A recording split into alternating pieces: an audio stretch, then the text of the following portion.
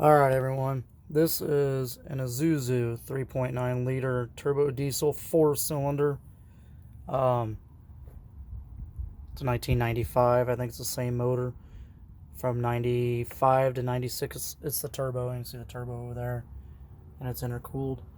It's an older truck, man, but they're great running trucks. So here's my issue. I had like zero pressure coming out my injectors. So that led me to believe that it was the injector pump. So here's the injector pump. 1, 2, 3, 4 lines that come out. So I finally got this bad boy out today. It's been a nightmare, but I'm going to walk this through for a couple people in case they need some information on how the timing works and how the thing comes out and the little miscellaneous things here and there that no one told me. And trust me, there's not a single thing on the internet that gives you any insight on these things at all. So hopefully this helps out. So here is the injection pump. That's the gear. That's where the lift pump goes. This is all vacuum stuff back here. That line there goes to your intake. That line there goes to these things right over there. That pink thing is some vacuum assist or something. I don't even know. So here's the scoop. I'm going to try and help anybody out that needs help here on this injection pump. 3.9 liter turbo diesel Isuzu. So, down here on top of the crank pulley, you need to take some carburetor cleaner and a rag or whatnot. I mean, right on the very, very, very top, if you can see it, like right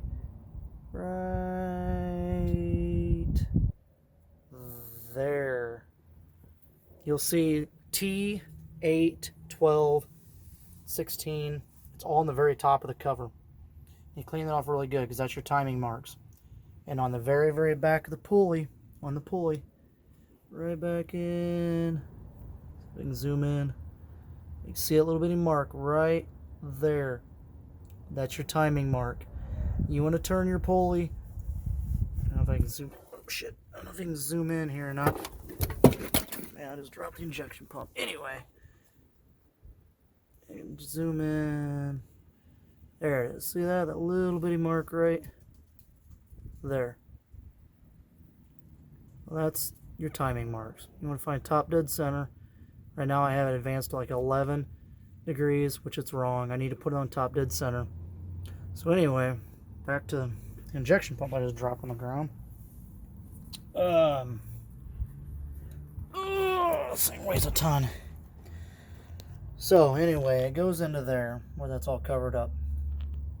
On the front, there's going to be 7 bolts that go turn it around all the way around this thing. 1, 2, 3, 4.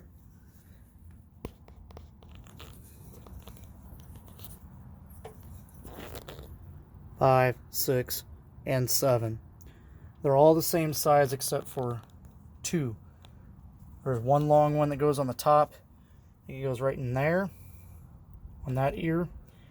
And then there's a short one that goes right down here on the bottom.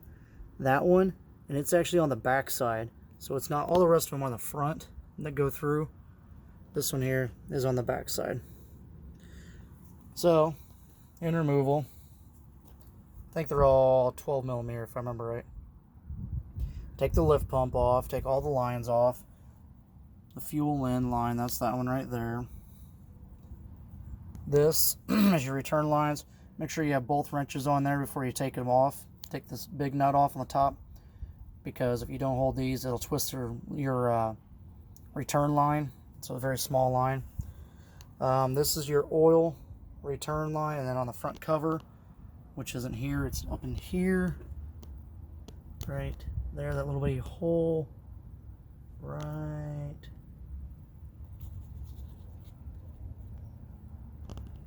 there, right there. That's oil also. So that's all one line needs to come off. So here's the deal.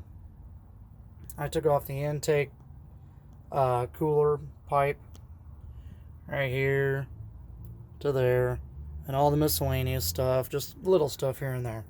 So here's the scoop. You get all these bolts off all the way around this, all the way around. Ding, ding, ding, ding, ding. Don't worry about these. These are nothing. These just go for your timing. It allows you to turn the injection pump while this stays stationary. That's later on down the road. So you get all your lines off right here, all your injection lines off the top. 1, 2, 3, 4. It's pretty easy. That's a 17 millimeter. 10 millimeter bolts go all the way around here. It's pretty easy there. Now, here's where it gets kind of difficult that I didn't know. So, right down here, where that green rag is, that's your oil return, I think, for your turbo. Anyway, the line goes back around here. It goes all the way up and goes to your turbo. That little silver line, not the black one, the silver one. Take that pipe off. Take this off, and it goes to that black pipe that's laying there with, see the fitting on it? Right there. That's the line that goes to your turbo. Take these bolts out, top and bottom. All right, there and down there. That way you have room. I think they're 14 millimeter. They're on there pretty tight, so be prepared to break some fingers. Take that off so you have room to slide this injection pump back. I fought this thing. I've been through every paper, every video, every piece of information I could find. I could not get this thing off to save my life. No, here's the scoop. Down underneath the injection pump, right here is where it sits. I've taken every one of them 7 bolts out and some other miscellaneous bolts and nuts. Okay. On the back side of the injection pump is this bracket. That bracket right there with 2 bolts that are 14 millimeter that go directly into the block. Right down there. Those 2 holes. Right in front of those 2 rubber hoses. Those 2 holes. Take those off. And your injection pump will slide out. Now, once you got that out, the thing's kind of heavy and kind of awkward. I should have took this cable off here, the throttle cable, but I just moved it out of the way and I wrestled it out. So here's what I didn't know. So once you get the timing marks on the crank lined up with top dead center, you get it cleaned off, you find out where it is, put it top dead center before you remove the injection pump. Take this little cover off right there, right here. Take that little cover off. And what you'll notice inside there'll be a gasket. Take that gasket off too. And what that'll do is that'll give you a sight way in to see the front of the injection pump. That's this thing. This thing is called the automatic timer. It's got weights in it, so I guess it just kind of adjusts itself. I don't know. But here's what I was looking for. See this line, this marker? That line right there, when you have your engine at top dead center, should, do this here so you guys can kind of, you want to screenshot it or do whatever, that's great. I'm going to go through this. But that line should, there's your top dead center mark, T8, 12, 16. See how it's right here on top, on that mounting flange or whatever that is against the engine? Clean that off. Put your mark right there on T. What that'll do, that'll align your injection pump mark through that sight glass, that sight hole thing, that thing. So then, here's where it got complicated, where I didn't understand. So this is your identifying your injection pump mounting bolts. Your mounting bolts is 24 and alignment marks are 32. Alright, that's these 2 bolts here. This one and this one. Somewhere in here between this and this, there's a reference mark, like a line, that you're supposed to put together. See that right there? I can't find it on there. There's so much grease and oil on there. Couldn't find it to save my life. But what they don't point out is that this right here is that sight glass thing. That thing. Right there. So now when you look at it, it'll show you that your marker on your automatic timer on the front of the injection pump needs to be in line with the little needle or little pointer that's inside of that. Be that little line there.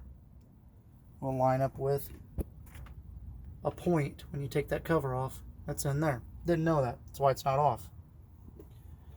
So now when I go to install the new injection pump, I understand what I gotta do. I put the crank to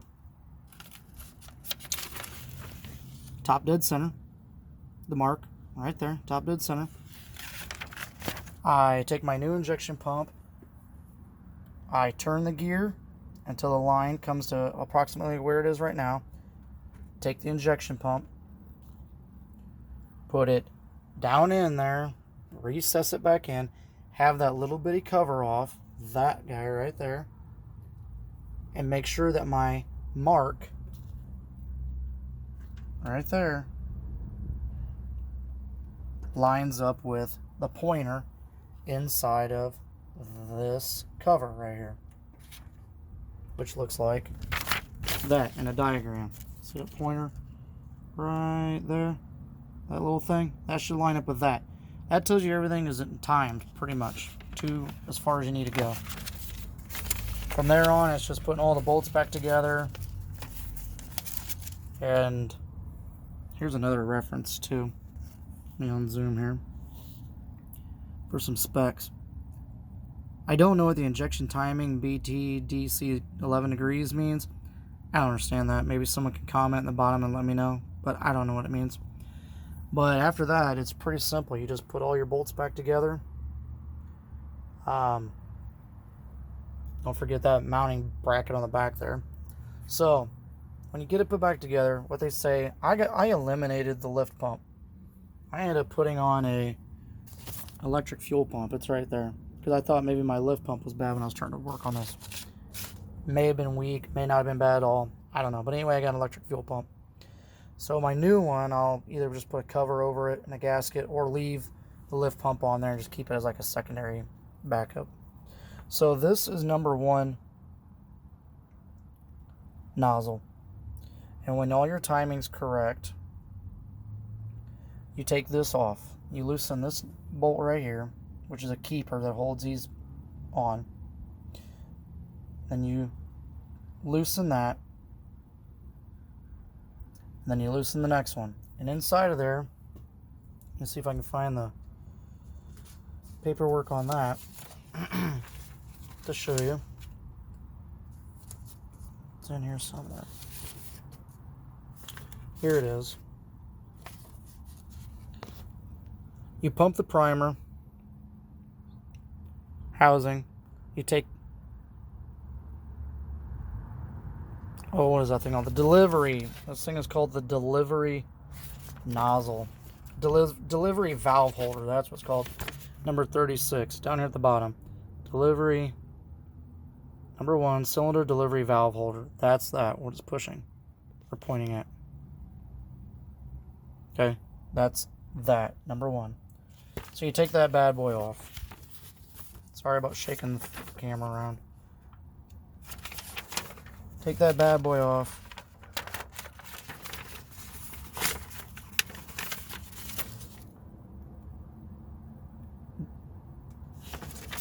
Where's that here? Remove the delivery valve holder spring and delivery valve. Install it back in the injection pump. Tighten it to 30 pound-feet. Rotate the crankshaft until fuel appears at the open top of the delivery valve holder. Observe the timing mark on the crank pulley for correct timing figures. If timing is correct, install the delivery valve and spring and tighten the delivery valve holder. If timing is not correct, refer to fuel injection pump timing adjustment. Sounds complicated, but the more I've thought about it and I tore that thing apart, it's very, very simple. You take that off. Inside there's going to be a little copper sleeve, a spring, a plunger. You might have to take a magnet to pull it out. Whatever. It's pretty simple. So I haven't got that far into it yet, but I'm probably going to do that on part 2. Oh, and another thing. This, when you're trying to get fuel and air out of your injection pump, take I think it's 17 millimeter if I remember right.